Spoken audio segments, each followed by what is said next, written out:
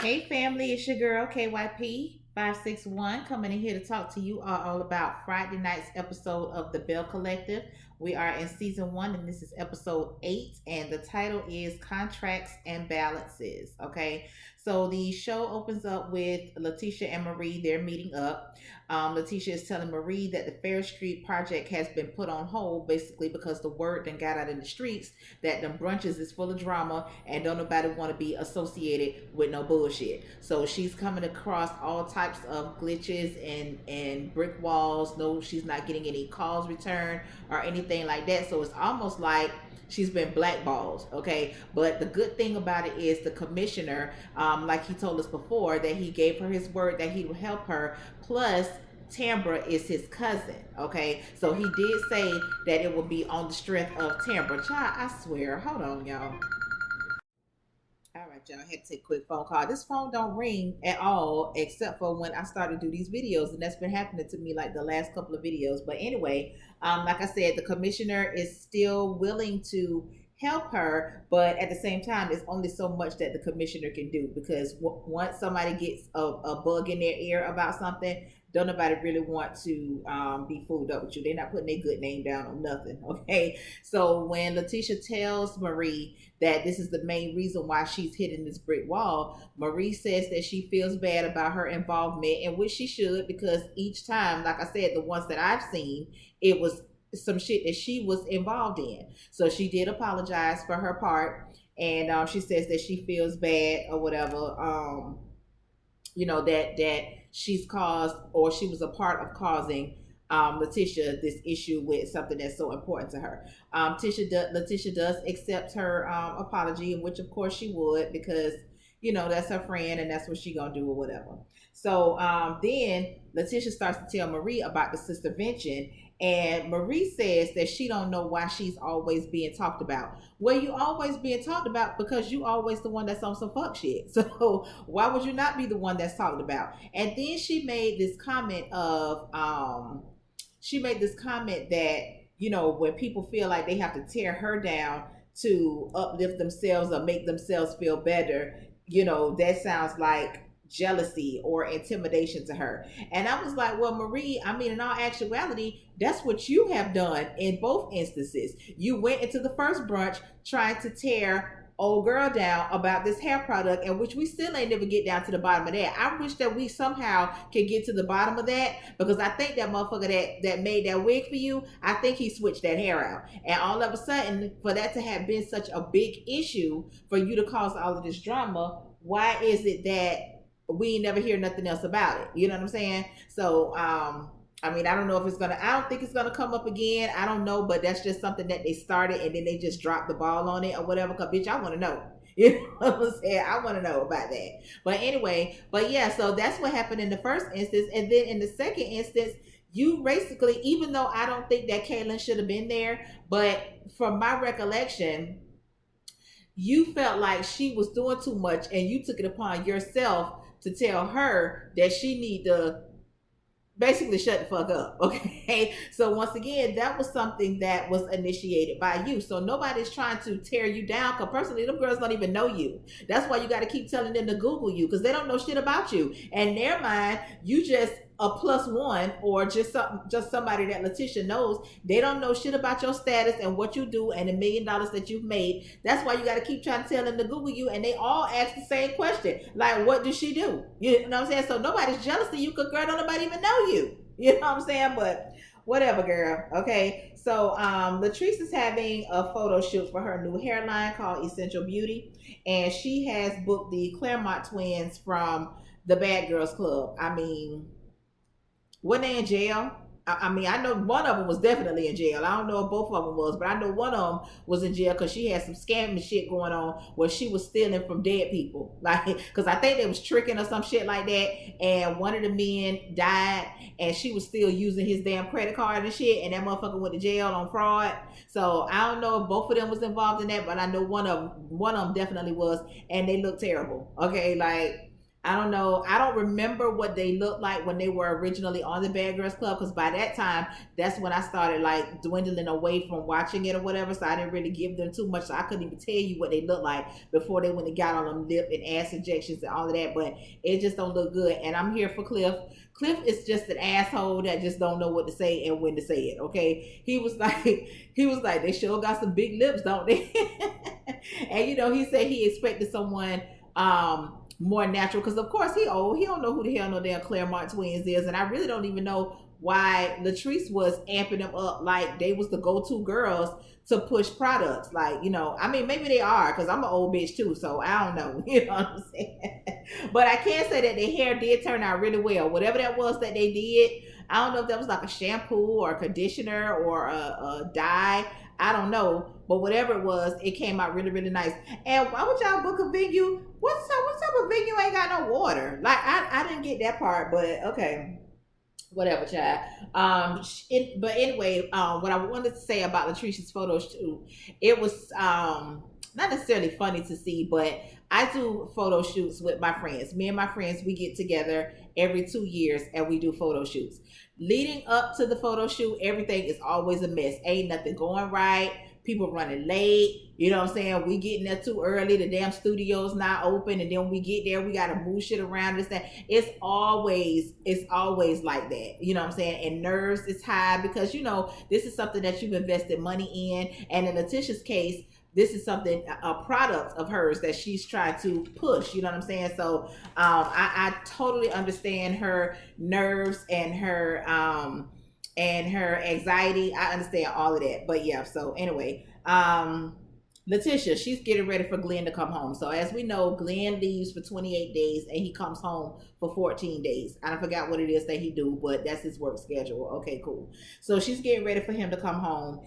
And so she's getting like her hair and her makeup done, because she want to try and make him feel special when he gets home, because he done been gone for so long. She want to set it out, do whatever. Okay, that's cool. I ain't got no problem with that. So she's like I said, getting her hair and her makeup done. She's hired someone to come and sing, which I didn't like. I didn't like nothing about that. I didn't like nothing about that. Just for the simple fact. Hold on, because y'all know I jump ahead of myself. So anyway, so she's hired somebody to come and sing or whatever. So the girl arrives.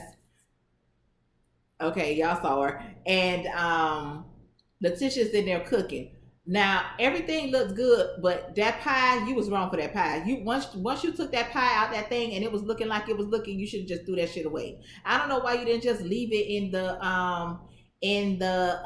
aluminum thing, the pie pan. I don't know why girl, I don't know, but that's neither here nor there, child. Okay, so then so Glenn comes home or whatever, and her and old girl, she got old girl hiding in the closet. Let me tell y'all something about that hiding in the closet. Y'all gonna stop hiding motherfuckers in the closet, okay? So let me tell y'all a little story real quick. So this is back when I was in college, and one of my good friends to this day, okay, she is my sister to this day, okay, she was dating this guy. And she was all in love. You know how it is when you think you're in love, okay? And her and the guy, they had broke up, but they were still messing around from time to time. So, so one of our other friends, which weren't as close with us, but we all hung in the same circle, she started dating the guy, okay? And so her and my friend, it was a little beef there or whatever. So my friend basically wanted to prove a point that he's not all about old girl the way that she thinks that he is, and the way that he portrays that he is. So she calls us over, me and another friend, okay, and she calls him over. So when he gets there, we go in the closet. Okay, now I don't know what we thought was gonna happen. I mean, so they talking. She's basically trying to get him to confess his love for her still, and kind of like downplay the other girl. You know how petty motherfuckers be when you in your late teens, early 20s or whatever. Girl, next thing I know, these motherfuckers is fucking, and me and my friend is in the closet. You got to be fucking kidding me. Bitch, could have killed everybody. So when she took that dude, that girl was in that closet, and her husband went into that bedroom. I said, Lord.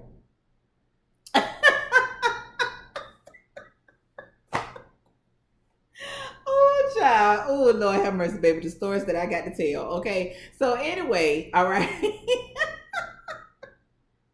I'm gonna call her. We're gonna talk about that shit later on today. Lord have mercy, Jesus. So anyway, they in the bedroom, they didn't establish the code word. She done said the code word about 1,000 times. Now shit done got awkward. Okay. And then the girl finally busts out the closet.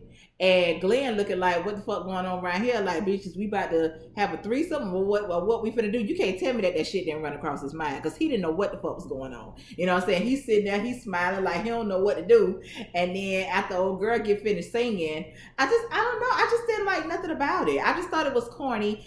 I'm never gonna invite no woman into my bedroom. I'm not gonna do that. Like, I mean, not to say that something's wrong with it per se, but that's your sacred place. That's the place for you and your husband. Like, nobody should be in that space unless y'all got children. You know what I'm saying? But just for some old random person to be up in your bedroom like that was just so awkward to me. I didn't like it. You know what I'm saying? And Letitia said that she got her because she wanted her to sing and express her words to him or whatever. I don't know. I think that it would have been better if she would have did something like what Letitia did. Latrice did when she bought the saxophonist and the keyboard guy there. I thought that was nice, because I even got inspired to do something like that for my husband when he come home.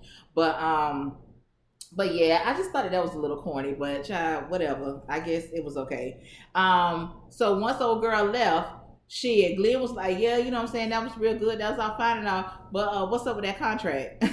So he's still on that contract. And I guess Letitia probably thought that, with time, with him being gone them 28 days, that he was basically going to forget about that bullshit that he was on, for the 14 days or whatever. But he ain't forgot. And that means that he dead ass serious. Okay. So anyway, I done talked about Latrice. That was good enough. I just crammed all her shit together. I don't want to talk about Tambra at all. Okay. Y'all watched it. She didn't really have too much going on. She's the number one. Her slot is number one in the that afternoon slot ratings. Congratulations. And that's it. I can't give it no more. So Glenn and Letitia, they go to see a balance coach. I say, they got a damn coach for every damn thing. I need to see what type of coach I can be. I know I could coach a motherfucker on something. Okay. I know I can coach a motherfucker on something. Because they got a coach for every damn thing. So anyway, they're going to a balance coach, child. So Glenn says that he wants to be more involved with Letitia's business. Yeah, he wants to be more involved with Letitia's business because he wants half of Letitia's damn profits that she may make. Okay, so he comes out with his little contract talking about he want 50%. And I was like, you niggas in this 50%. Like, I don't understand what's going on, child. But she said because she knew her husband, she went and drew up a contract of her own. And she says basically it's not about the money to her. But she's willing to get this nigga 51% in exchange for him proposing to her and them renewing their vows. Now, to me, that sounds like bribery or borderline ultimatum. You know what I'm saying? Like, when it comes to getting married and renewing vows and things like that, I don't think that should be made as an option. Like, you know what I'm saying? Like, it's not a this for this. What that shit called?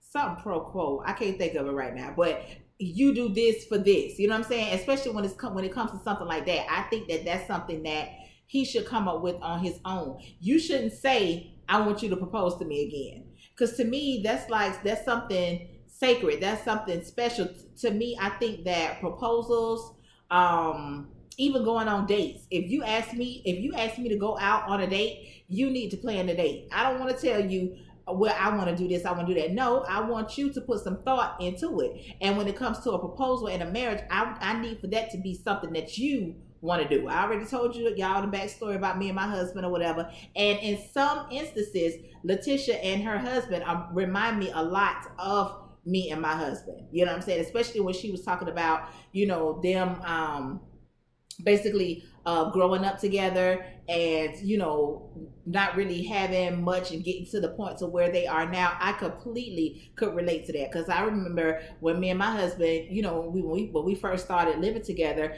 we had went and got this old raggedy ass car from a buy here pay here place. You know what I'm saying? He fucked us over with the car, but shit, we ain't had no car. You know what I'm saying? It was a Monster 626. You know what I'm saying? Matter of fact, I believe the shit we had it started smoking maybe like a couple of days after we got the car. You know what I'm saying? But just things like that, and it come from, we used to get dropped off to dates. Like, you know what I'm saying? One of his homeboys would come and drop us off to where we trying to go have a date at, and then come pick us up. You know what I'm saying? And like, I remember one time we went on a double date, and our total for the whole night came up to like $100, and we thought that was such a big deal. Like, damn, we spent $100. Like, oh, we did that. You know what I'm saying? We call it the $100 night. Okay, we call it a $100 night, and it's like, now it ain't shit for us to spend $100 on anything. You know what I'm saying? Like, that's almost the minimum of what the fuck we gonna do. You know what I'm saying? We know we gonna spend 100. We know we gonna spend $100, and that's like frequently. That's not just on occasion. You know what I'm saying? We went to having one car to no car. My husband used to ride a bicycle to work. You know what I'm saying? So it's just things like that. You grow up together. You basically came from nothing, and you built everything together, and you still together. You know what I'm saying? And to me, that's so, I love that. I love it. And like I said, I see a lot of them. I see a lot of us in them, and them in us, or however you want to say it, with the exception of that bullshit that he be talking about. Like, he can't go in there and fix himself nothing to eat. I can't get down with that. But anyway, that's neither here nor there. I think I like them together. Hopefully this is just something that they're doing for the show. I'm kind of getting the idea that it is, so we just gonna go ahead and roll with it for the sake of the show. Okay, so they did a couple of role plays where they switched roles, and that helped them to see each other's points on different things. So I thought that was cute. The coach suggested that they go out with other couples that inspire them. Now, we don't really go out with other couples. We have done it before, but I think that we enjoy each other more when it's just us. You know what I'm saying? Because everybody don't roll like we do. You know what I'm saying? And that's not a dig at anybody. You know what I'm saying? But we got our thing just like other people have their thing. You know what I'm saying? Like, case in point, we went out one time and I got fucked up. Like, I got fucked up. Okay. I hadn't been this drunk in a long ass time. Okay. I mean, bitch, when I tell you I was fucked up, I was fucked up. Okay. But that's okay, because I was with my husband. So I know it ain't shit gonna happen to me because I'm with my husband. I'm not driving, you know what I'm saying, or whatever. And I didn't go there intending to get fucked up. It just happened. You know what I'm saying? So my friend, she was like, he wasn't mad with you. I was like, mad with me? Mad with me for what? He would have been mad with me if I would have got fucked up like that and he wasn't there. You know what I'm saying? But why get mad with me for what? You know what I'm saying? Because in the meantime, she's sitting over there, which that bitch can drink circles around me, okay? But she's sitting there acting like she don't do that. You know what I'm saying? And her and that dude have been together for a couple of years, not half as long as me and my husband have, but they've been together long enough to where, bitch, if I can't be myself around my man, who the fuck I'm gonna be myself around? You know what I'm saying? So that's why we don't really do couples things. You know what I'm saying? We do our own shit, But I don't know, maybe we'll try it again in the future. We'll see what happens. So I guess old girl is gonna put it together. Child, we get over here to Maria and Essie. Maria and Essie is on a date. I don't give a fuck what y'all say. Maria and Essie is on a date. Okay, they're celebrating. I guess they have a new office space. I think it says like 10,000 square feet or something like that. So congratulations to them in that. Okay, but this was like a celebratory dinner / date for them and their accomplishments. Okay, so that basically their whole conversation was almost like the fairy tale, like what I just told y'all about me and my husband and how we kind of started from one place and we ended up like where we at now. That's what their whole conversation was. That's what I heard, at least. Okay, so that's just what I get. Y'all already know how I feel about them. Okay, so Marie says that her business success is under control, but her marriage is a mess. That Essie over there going in on what's his name, Cedric. Okay, she's talking about, she says she's sick of him and how he don't deserve Marie. Just basically, she sounded like the other man, the other person that's trying to put their bid in for this person's love. That's what it sounds like to me. I don't give a listen. I have a best friend. I have a best friend that I have been best friends with since I was 5 years old. Okay, 5 years old. So it's like I know what a best friend conversation is. I know what best friend energy is. You know what I'm saying? And bitch, I get best friend and then some. You know what I'm saying? That's why I don't understand why they introduced her to us as a business partner. No, but you more than a business partner. Let's just go ahead and scratch the fact that I think y'all a couple. Even if I didn't think that y'all was a couple, just for the simple fact that you're so comfortable with talking about this woman's husband, I don't give a fuck how no good he is. You know what I'm saying? You give him too much fever. You know what I'm saying? You get a man too much fever. I got some friends that I think they boyfriends ain't shit. Okay, I think that they ain't shit. I don't even know why my friend even give these motherfuckers the time of day. Okay, but I will never tell you to leave him. I would never call him a leech. I would never, I just wouldn't do that. You know what I'm saying? Now, if you ask me my opinion, if you ask me my opinion, okay, and if we're close enough friends to where I can be candid with you, be honest with you, or whatever, I'm gonna give him a little bit, but I'm not gonna attack his character. I'm not gonna tell him. I'm not gonna say that shit, because especially in the back of my mind, these motherfuckers gonna be together anyway. You know what I'm saying? So I ain't even finna waste my time like that. But Essie, girl, honey, she be doing too much. Child, then we find out that Cedric that took his ass to Aruba and talking about he gone for 2 weeks. Cedric, what the fuck you doing in Aruba? And who the fuck is you in Aruba with? Because a nigga don't just go to Aruba by themselves. You know what I'm saying? Nigga go fishing. Nigga go, a nigga gonna be gone for a couple hours, okay? Nigga ain't finna be gone to no fucking Aruba and then for 2 weeks, bitch, that's a whole vacation. Bitch, that's a honeymoon, okay? Who you honeymooning with down in Aruba? Child talking about he gone for 2 weeks. Child, I said, oh my God, y'all be doing too much. But then, so now we got Marie and Essie in the confessional together, and they look like a couple to me. Like they even look like a couple. If you sit me and my best friend next to each other, we look like two assholes. We look like two assholes that came here to laugh, party, and drink, okay? and be assholes, because that's what the fuck we do, okay? Nobody's gonna look at us and have to wonder, are we together as a couple? Them two motherfuckers look like a couple, okay? Now listen, and I don't want nobody to think that I think that is anything wrong with that, but if that's, I think you're deceiving the people, and this is my opinion, okay? It's my opinion, because I don't know these people, so I don't know this to be fact. I'm just telling y'all what I see on my TV screen, okay? Down to the OWN network, okay? So anyway, okay, then they go to talking about how they soulmates and they was God sent for each other, and I was looking around that bitch, and y'all still trying to tell me that y'all what? So child, they don't went and unpack Cedric shit up, because now the 2 weeks is up plus 2 days, and Marie still ain't heard from Cedric. Okay, now I don't know what type of relationship Marie and Cedric had once upon a time, but it don't even seem like Cedric is somebody that Marie will even know, just for the couple of times that I've seen him, because I already told y'all what I think about Cedric. Okay, so because Cedric don't strike me as no ladies man, okay, for him to be cheating over here and cheating over there, and all this stuff. And whose house, who house that was that y'all took that shit to? Because that shit, everybody live in that house.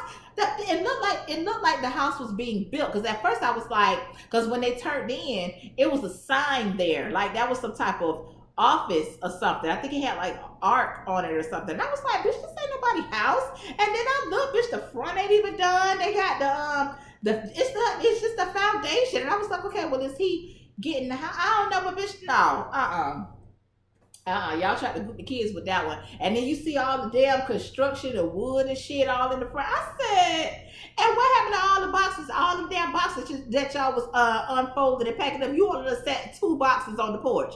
Come on now, don't start that Love and Hip Hop shit, okay? Because we be paying attention. I know I do. Okay, So that was pretty much the gist of that. So then we roll over here to this couple's dinner. We roll over here to this couple's dinner. So Latrice and Cliff, they get there, and then Melanie and her, I don't know if that's her husband or her boyfriend, but she comes there with the guy or whatever. And then we got Marie strolling up in here with some nigga. And everybody looking around like, well, who the fuck is that? And she strolled on in, honey, like it wasn't nothing. Bitch, like y'all know who this is or whatever. So I guess that's the big T for the next episode. And I think they said the next episode is the season finale. And I see that we're gonna get a reunion. So I am definitely here for it. But yeah, I don't know. So let me talk a little bit about the dinner. So I know that the assignment was to uh do like a dinner with other couples, like people that inspire you or whatever. But my whole thing with that is we're always on the outside looking in on somebody else's relationship. So I don't believe in that relationship goals shit. Set your own goals. Be your own relationship goal. You know what I'm saying? Like I can't. Okay, because case in point, she may have invited Latrice and her husband because she may look to them because Latrice is this businesswoman. She's married, and when they go out, they look good together. Okay. Kind of like how Melanie and Martell looked good together when they went out. They put on a united front, but behind closed doors, their marriage wasn't shit. Okay, so I don't really believe in that relationship goals. Like I'm not inspired by nobody's relationship. I'm just not. I'm inspired by my own relationship and what I want out of a relationship. I'm inspired by my husband. I hope that my husband is inspired by me. You know what I'm saying? So that was number one. And then she invited Melanie and her dude. I really don't know anything about them, and I don't even know that why they introduced us to Melanie as Latrice's publicist, because Melanie is clearly a lot more. This motherfucker be on the girls trips. This motherfucker be at all the events. Okay, so I don't know. And then why would you ever invite Marie and Cedric? Because I'm sure that the invitation was for Marie and Cedric. I really would have preferred you to invite Marie and Essie. I mean, I really would have preferred that because they're more of a couple to me than her and this new nigga. Like, she done bought a whole new nigga. So how are them two an inspiration to you? You don't even know him. You know what I'm saying? So once again, more mess at one of your events coming from your friend Marie coming to break up the scene. You know what I'm saying? So now, and don't nobody really give two fucks about what you talking about. We want to know who this nigga is. So I guess we got to get a little bit into that. So Marie says that she done forgot about Cedric. It's almost like Cedric who. Okay, so we're going to see what happened with that, child. So I really hope you all enjoyed this video. Thank you all so much for joining. To my new found family members, thank you all for subscribing to the channel. I really do appreciate you all subscription. Like the video, comment on the video, subscribe to the channel. If you're here at the 27-minute mark, please go ahead and just subscribe, child. Okay, just go ahead and subscribe, honey. Go ahead. All right. So of course I will be back with my Love and Marriage Huntsville review. So give me a little bit till next time, y'all. Peace out.